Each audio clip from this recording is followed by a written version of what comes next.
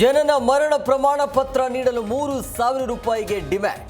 ಬೆಳಗಾವಿಯಲ್ಲಿ ಕಾಸು ಕೊಟ್ರೆ ಕೆಲಸ ಅಂತಿದ್ದಾನೆ ವಿಎ. ಭ್ರಷ್ಟನ ವಿರುದ್ಧ ಗ್ರಾಮಸ್ಥರ ಆಕ್ರೋಶ.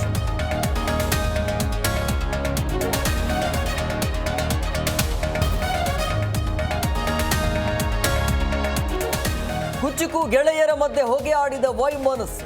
ಶ್ರೀರಾಮುಲು ಕಾಂಗ್ರೆಸ್ಗೆ ಸೆಳೆಯಲು ಡಿಕೆಶಿ ಸರ್ಕಸ್. ಹೊಸ ಬಾಂಬ್ ಸಿಡಿಸಿದ ಜನಾರ್ದನ ರೆಡ್ಡಿ.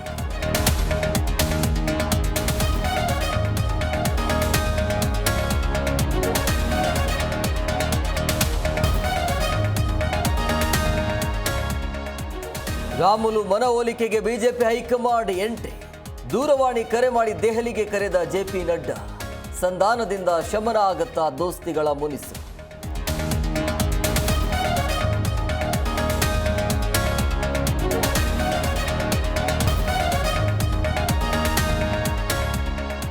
ಅತ್ಯುತ್ತಮ ನಟ ರಾಜ್ಯ ಪ್ರಶಸ್ತಿ ನಿರಾಕರಿಸಿದ ಕಿಚ್ಚ.